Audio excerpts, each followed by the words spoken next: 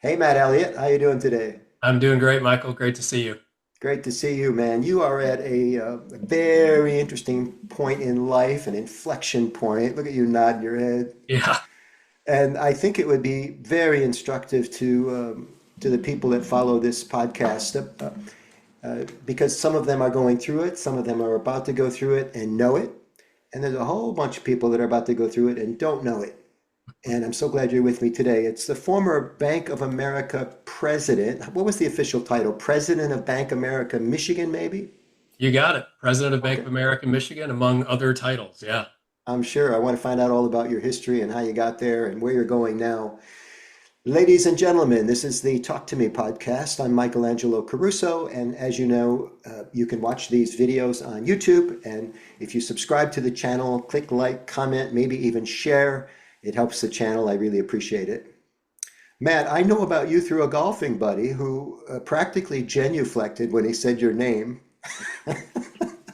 Are you Catholic? Not, but I'm married to one, so I'm kind of in the family. Did she teach you what genuflect means? Yeah, I learned it early on. So We're 32 years married tomorrow, he so goes, Matt Elliott. And I go, who's I'm, Matt Elliott? Why are you like this? And he said, well, he's just a really good person. And a lot of times people say that, and you could just tell they're just trying to fill the air with some words. But I could tell he really cared about you. He's a gentleman that you worked with for a while, and then I found out that he actually hired you and brought you to. Was it back to Michigan because your roots are yeah, here? Yeah, yeah. He brought Ann and I back home, if you will. This is feels like ancient history. This is late '99. yeah. But our mutual friend's name is Tom, and Tom hired me to come join him at a place called Michigan National Bank back in the summer of '99. And Tom that's Koslitz. how, We can use his whole name. Tom yeah, Koslitz. that's how Ann and I, landed back in the mitten after spending the '90s in Chicago. And we at that point had thought, hey, we're going to be Chicagoans, but life changes when you have your first kid, right? Yeah. And also it was just one of those things that just felt right. And I've always found that in my career, when it sounds right or it, sort of works intellectually and it resonates with you, that's something you need to pay attention to. And I did, and I'm really grateful I did. It was one of those life comes down to a few moments, and that was one of those moments that mattered. I think at lunch we talked about that Dr. Phil, who has changed a lot through the years himself, uh, he said one time, it might have been in one of his books, he said that life boils down, and I'm going to get the numbers wrong, to five key people, three central decisions, and two life moments, Yeah. something like that. And certainly moving away from town can be one of those, moving back to town. By the way, most people move from Michigan, they move someplace warmer, Matt. Yeah, I know. You I'm moved always from a bit of Chicago. a snowman. I can handle the cold weather. It's okay. Okay, very good. Where did you grow up in Michigan? Yeah, I grew up in mid Michigan, just outside of Lansing, a little town called DeWitt. And Oh, sure. yeah, I'm a third generation Spartan, went to Michigan State, met my wife there. We met on student government. So if you're wondering, hey, Matt sounds like a geek, you're right. He is. And my wife and I met on student government, and we both ended up in Chicago after our graduation and really lived in Chicago through the '90s. Had a great experience, and I worked in banking that whole time. She was in advertising, and like I said earlier, we got one of those offers you shouldn't refuse Yeah. to come here to Detroit, and really, quite honestly, didn't know a lot about Detroit. But boy, we've had a great experience here for the last 26 years. And Yeah. I think now that I've been here more than 25 years, I think I can call myself a real Detroiter. And I've come to know and love the city and the state, and it's just been fantastic. Most people that serve in the capacity that you have for the length of time that you have in an industry rise to that station. You develop a very, very high degree of education in a bunch of areas. But what did you graduate from school with? What degree? Yeah, I have 2 degrees in finance and economics. I had to do it twice, Mike. So I, Is that redundant? yeah, basically, you're right. So I finance and economics from an undergrad from MSU, and I did the same at University of Chicago. Oh, I see what you Um, mean. yeah, Two but different schools. two different schools, two different ways of teaching. That's for sure. Great experiences both. And yeah, I finished my MBA literally on the last day of my 20s. Oh, wow. and turned 30 the next day. But it was a really wonderful experience. I did it at night, so everything that I would learn at night, I would apply the next day in the office, Yeah, and that yeah. was a really good experience. We're going to bounce around a little bit, but you're newly retired by choice at a fairly young age from Bank of America, from the banking industry. You have a very interesting perspective on things like work ethic, generational differences, um, perhaps even national or world economics. Yeah, You know, what's been going on. Can I ask you some questions about this stuff? sure, please. It's pretty easy for people to talk about, and by the way, I think this has been going on for generations, that we talk shit about the generation that came, after us, that they don't work as hard and they're slackers, you know. Oh, But you and you, I, man, we were in the slacker generation. Remember, in the early well, '90s, we were the slackers. we were until the next generation came up. Yeah. But my dad worked his ass off. I mean, um, he was a very physical guy. He drank me under the table, could any day of the week. You know, he was a man's man, second generation Italian. And I'm by no sense of wuss or anything, but he just seemed to have Yeah. that kind of American. I don't know. It's not really American. I say it's American. But you had a chance to work with. I don't know. I lose track of Gen X and Gen Y and Gen Z and Yeah. where the ages Yeah. are. But you Yeah. had a couple of generations there at Bank of America. Do young people work? Are they slackers? Do they not want to work as much? Do they think about work differently? All of the above? Yeah, I look at a lot of this through the lens of my kids. My kids are 27 and 25, so they're Gen Zs. And I like you, Michael, was raised by a couple of working parents. My dad worked two and three jobs his whole life. It was I just, I ended up working for the most of my career at B of A, at least two jobs. And I kind of thought that was normal, quite honestly. Hmm. Now, my kids have seen what I did and some of the sacrifices that I made, and it's sort of like that second generation of the entrepreneurial family. They're like, "Hey, I saw what that looked like. I want to choose a different path." Like, so my son, he's 27. He works in automotive. He's just been promoted for the fourth time. He works. He works. He's been at his firm for 5 years. And, I wouldn't say that Jack works, the hours that I was working when I was 27, but Jack gets the work done, that Okay. he's smart. And I think that one of the things that we see is that people want to work differently. That's one thing. But I also think that people who are super motivated, they work hard. They just do. Yeah. And they get into it. But it's going to show up differently than maybe the way it was when I was working. So when I was coming up as an analyst in banking, it was expected you were going to work Saturday. We started at 7:30. That was the official work time. Jackets were on at 9 a.m. You could take them off at your desk at 5 p.m. Like that was the kind of stuff. It was the world we lived in. And, now you and I are both working from home. We're doing our thing. We're on the road. I worked out of my backpack for the last decade of my career at B of A, literally. I think I was in the office maybe a couple days a week because I was always on the road. That's just life now. So I think it's different. It's not necessarily good or bad. It's definitely different. But I think ultimately that if you want to be effective, you're still going to have to put in the time, make the connections, and do the work. Yeah. One thing people don't talk about much when we talk about the weaker generation, and I'm not advocating this, by the way. Yeah. I think it's worthy of conversation because just because it never goes away, this topic. But I think that we've always said we wanted our kids, and I don't have children, by the way. I have to live vicariously through you. Okay.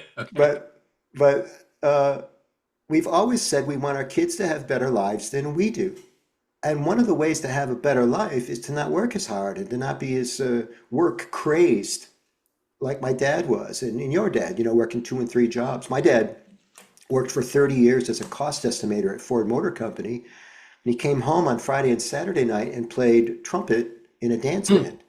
cool. He worked a lot of overtime, so he would come home late on Thursday and Friday, maybe 6 o'clock, and grab a quick sandwich, and he would be off to play his trumpet. And then he would get up in the morning to let my mom sleep in so he could make eggs in the egg cup for his four boys who were born 15 months apart. Yep. I don't have this in me. mean, you think of it is that we all do the things that we want to do because we love them, Yes. and I think a lot of parents these days, this is one thing I will say, and this is a criticism or at least a commentary on parenting, not kids, is that so often we rob our kids of their failure. Like you learn through trial and error. You learn a lot more. I mean, I'm a golfer. I learn a lot more on a bad shot than I do on a good shot, quite honestly. Yeah. You got to have that positive reinforcement, Yeah. but you learn from mistakes. And so we have to let our kids have those moments of mistakes. And I think there's a natural tendency to want to protect your child from that, but ultimately they have to have some bumps and bruises along the way. I learned this, by the way, from my wife, who would say to our kids, like, listen, we love you enough to let you fail, or we love you enough to let you, feel the consequences of your decisions. Well, that's Um, part. and I think that those things really help. That's part Um, of. yeah, those Sorry. things build character and they help you transform. Yeah. I'm sorry to interrupt. Um, this is another part of wanting the kids to have better lives than we did. If we fell out of a tree and hit our head when we were kids, for Yeah. God's sake, don't let the kids climb trees. But at some point, I think you get diminishing returns on this. And You this is do. all important because you and I work in an environment now where we need to understand people, not just people as employees or cogs in the wheel at work, because people are bringing their home stuff to work now. That was something that didn't happen 3 or 4 generations ago. Well, I think the people just crammed it down. So this is one of my things that I really enjoyed about my leadership journey through 35 years of banking, and I was a leader through 25 of those 35 years, was the fact that you really can't unscramble the egg between the employee and the person. Hmm. At some level, you're always working with that person as they are, and you have to sort of meet them where they are from a personality perspective, and when you learn what's going on in their life. Now, the pandemic really brought this home for me as a leader because that membrane between work and home just completely disappeared. Yeah. You were looking at somebody in their house. And at some level, we got more comfortable saying, here's what's going on in my life. And I was just astonished at the number of like major crises that my employees, the teammates that I was responsible for, went through during that period of time, me included, Well, that was extraordinary, the really, pandemic. really difficult. And Yeah. that's real life. And that's why I feel like leadership is a privilege. It's also a calling, but it's really hard work and it's not for the faint of heart. Yeah. Do you think there should be a membrane between work and home in non-extraordinary circumstances? I mean, Yep. the famous interview question now, the young people, you finish the interview and you say, "Do you have any questions, Mr. Job Prospect?" And they go, "Yes, I do." Is it okay if I bring my whole self to work? Yeah. And I Yeah. read one time that the correct answer to that question is, it depends on what you mean by your whole self.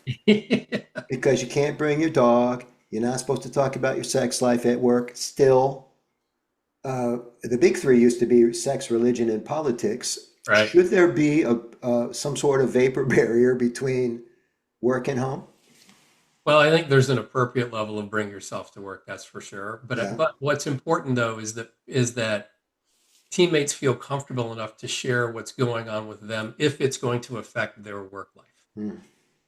And I'll give you an example. I was just on the phone with my old assistant. She and I are friends. We've stayed connected, even though I left B of A about 11 months ago. Her husband just went through a major health crisis. Now the good news is he's doing beautifully. Oh, good. But my assistant didn't feel super comfortable sharing what was going on in her home life, given the sort of the amount of change that's going on in her work unit. If it were just she and I together, I would have learned about it right away because we had developed a very high level of trust. So at some level, this does come down to, well, a lot of it comes down to trusts, and a lot of it comes down to, are you the kind of person who's going to, bring your whole self to work in the realm of, in the sense that this is what I need to share with you, work, family, because it has an impact on me as a teammate, right? And those are the things I think that as a leader, I wanted people to feel comfortable enough to share because it was going to have an impact on the rest of the team. And if a teammate's not doing well or struggling and their work performance is struggling, it has an impact on everybody. And so that's when it's important to know. And it's not necessarily the leader's job to go fix that, but if there are resources to go connect that teammate with, you want to make sure you do that, you Yeah. know? Yeah. Or sometimes you need to tell the teammate or counsel them is now the best thing for you to just take a leave of absence for right now. Just call a timeout. Those are tough conversations, but also, if you've got the right kind of relationship, those are conversations that really go a long way to driving loyalty and also improving performance long term. I've read quite a bit about how much a boss should be a friend to employees. Just to dovetail the two conversations, Yeah. I've read a lot about parents should not necessarily be friends to their kids, maybe until later in life, maybe not even then, I don't know. What's your philosophy on that? Can a boss be a friend? Because we share certain things with friends that you may not want to share with bosses. What's your take on that, Mr. Elliott? Well, I think there's a version of friendship for sure that you need to have because you have to have a level of trust. But it's not the same as a peer friendship, if you will. It's just not. Yeah, It's yeah, the same, and it's the exact same relationship you have with your kids. You can be friendly, but at some point, you never stop being a parent. From the day that you become a parent, it's going to be Mother's Day or Father's Day for the rest of your life. that's right. You know what I mean? And same thing with being a leader. So, even now, I still have really a lot of contact with my old team because we share things now that we probably didn't share a year ago because I'm not Oh, their boss anymore. yeah, because the relationship has changed. Yeah. Yeah, yeah, it's interesting. I know that you've gathered a bunch of life lessons about this. You're getting ready to get a book out. Yeah. You're available for consults and also corporate work too. Yeah, you're going to package this wisdom in a way that can be used by other companies and other teams. Yeah, I mean, think of two streams of work. One is advising and consulting on the one hand, and the other is I'll call it thought leadership, and they inform each other. But the overall idea that I'm trying to convey and the mission that I've assigned myself, Michael, is to help leaders and their teams tame chaos. Oh, And I good. have Yeah, found that the speed of change in the world, the level of chaos that we all live through, has outstripped our ability to manage it. And right now, what we try to do is we try to do it by oversimplifying the world using a set of either or choices. And that either or thinking, that binary thinking, gets us in trouble. If we can switch into yes and mode, then we can bring people together around a common problem. And then also we can innovate, we can sort of propel ourselves to innovate. And that yeah, helps us survive today, but also thrive tomorrow. yeah. It's interesting. Tell me this.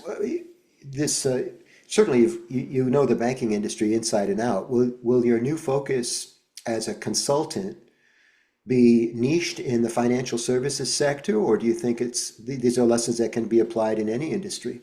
It cuts across industries. And even though I was a leader inside of financial services, I actually spent most of my time covering clients across a broad array of industries. So industrials and automotive in particular. So I brought this same message to a group of automotive executives back in May at the Mackinac Policy Conference. And I think I was talking to 50 leaders, 50 C-suite leaders. And when I talked about taming chaos and the power of and, I saw lots of head nodding. And then when I shared the framework that I teach, I had a lot of leaders come up to me and say, that framework, I need to talk to you about that because, like I personally am struggling with how to keep up with the chaos. Yeah. Because Tell what you us. find, Michael, is that like the effectiveness of any organization really is sort of limited by the thought process of its leader. And it's really difficult to lead right now, not just in automotive, but as a business leader generally, because of all the change, all the chaos, all the volatility. And it What's really that? starts in here. Oh yeah.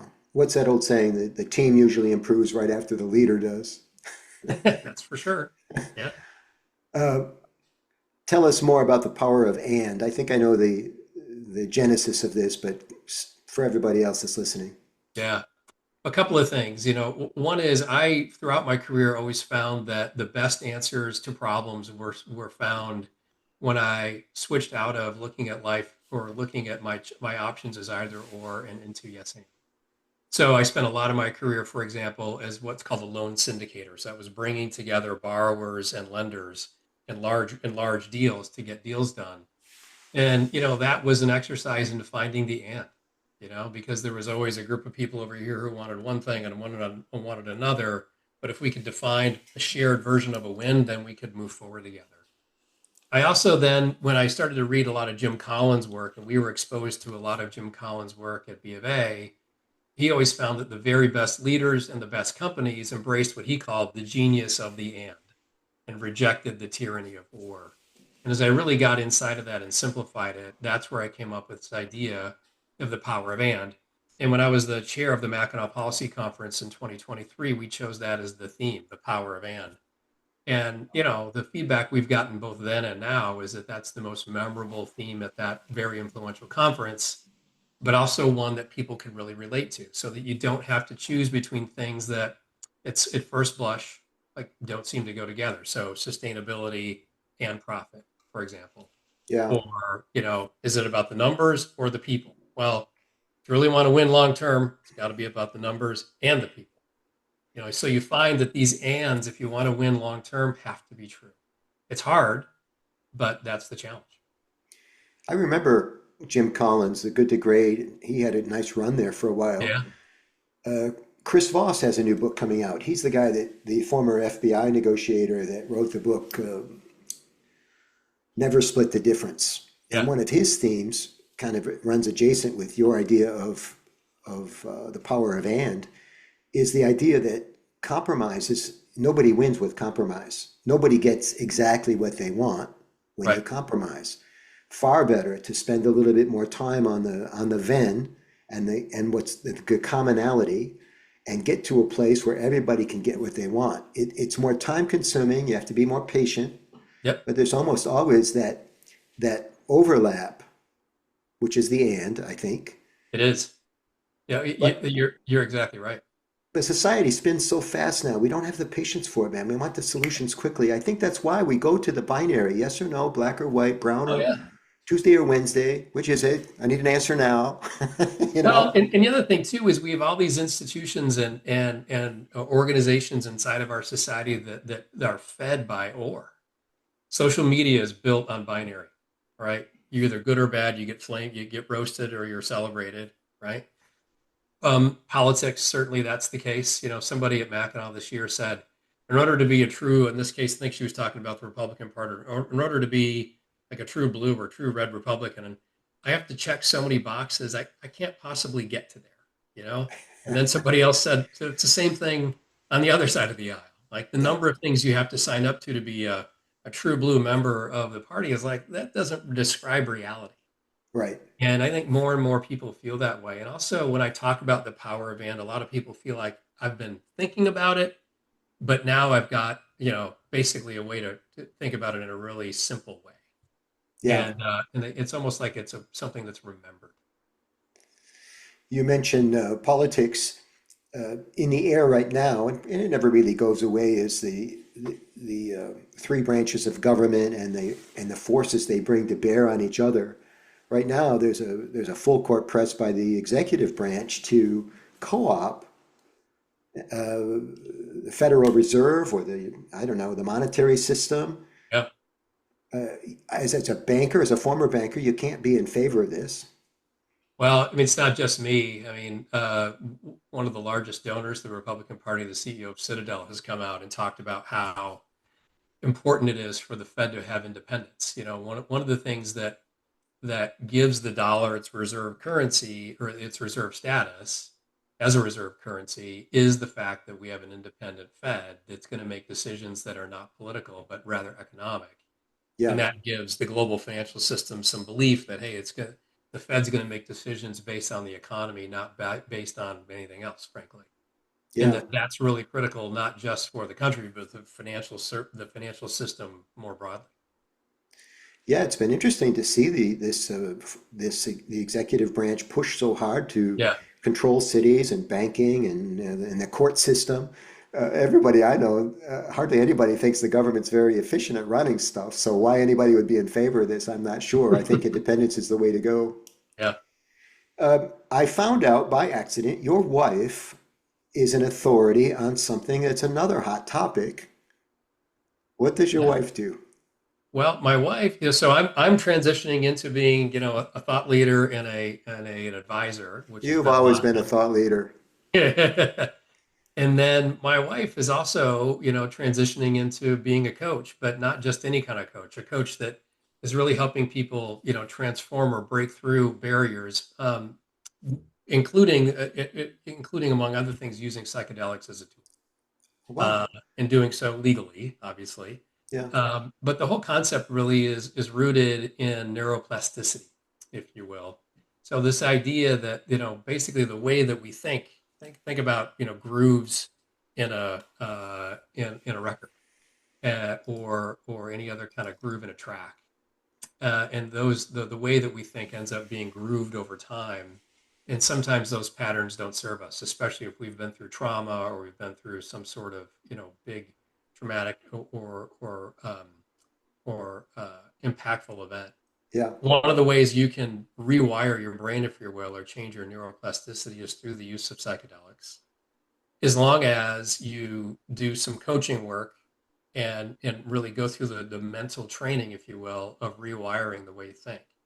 And so what Anne does is help people start to rewire their brains, not just with psychedelics, but also but psychedelics can help and accelerate that process. So crossword puzzles aren't enough? Can be, can be. But you have to be really conscious about just, flagging for yourself, well, this is a habitual pattern, and is there another way to think about this?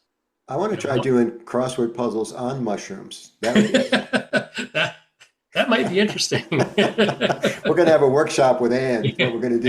Yeah, that'll be a funky one. Yeah, Well, I wish you the best, man. I think I mentioned to you at lunch that Renee, my wife, and I do work together. yeah. And it's fun at the kitchen table talking about our various experiences, coaches and consultants. It's a nice trip to do this with your significant other, spouse, or partner. And I wish you guys the best. Thank you. And hopefully our paths will cross on the circuit sometime. I hope so too.